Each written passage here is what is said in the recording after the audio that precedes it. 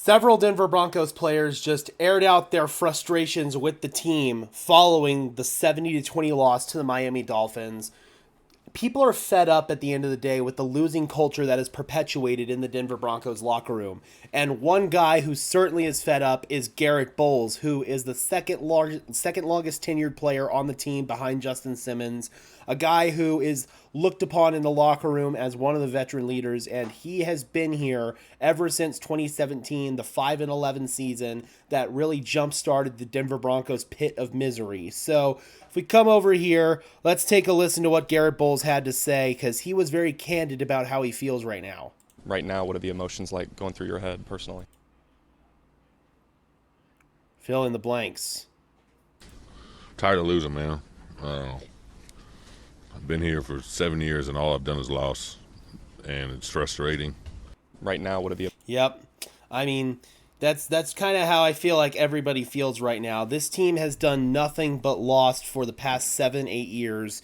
I mean, ever since Super Bowl 50, this team has arguably been the laughingstock of the NFL. They've had chances to gain respect within their peers, but at the end of the day, man, when you go out there and you lose 70-20, when your defense puts up such a poor effort, when the team gives up in the fourth quarter, you give up a 52-yard run to Devon Achane after you're already down 70-20.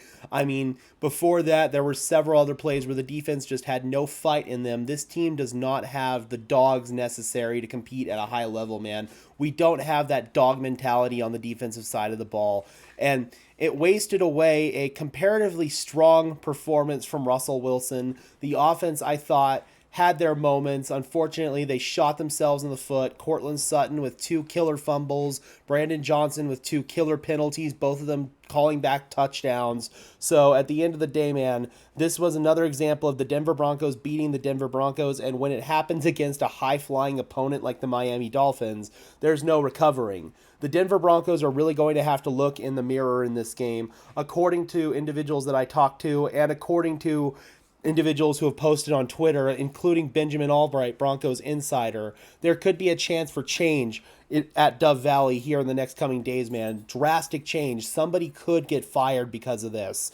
At the end of the day, the Denver Broncos should have surrendered the most points in NFL history on defense. I mean, we should have given up 73 points, but Mike McDaniel showed a really nice act of sportsmanship there at the end, and he took a knee on 4th down rather than kick a field goal, and Denver ran out the clock after that point in time. But just an absolute embarrassing performance today that showcased a lot about where this team is at right now. This is an eye-opening loss for the Denver Broncos. They have to think about rebuilding, just cutting their losses with several expensive veteran players. With Russell Wilson, this is going to be the best roster that the Denver Broncos are going to surround themselves with Russell Wilson at quarterback. You really have to think about what the future is going to hold for Russell Wilson, the financial ramifications of potentially moving on from him, even though, again, I will stress this again, Russell Wilson is not the reason why the Denver Broncos lost this game today. It was a piss-poor effort on the defensive side of the ball,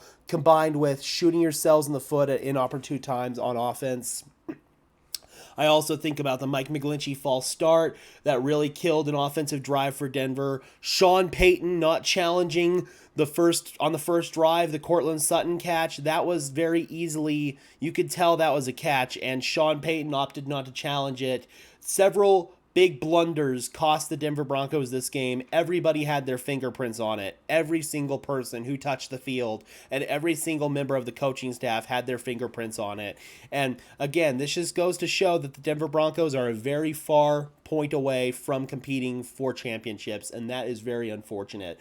So I'm curious, guys, how do you guys feel about Garett Bolles really airing out his frustrations here and just pretty much expressing how everybody in Broncos country feels? Drop those comments down below, guys. I would love to hear your thoughts, as always. Be sure to leave a like on this video, as well as subscribe and ring the bell so these videos appear in your notification feed. And until next time, guys, I am your host, Gage Madrid, saying peace out.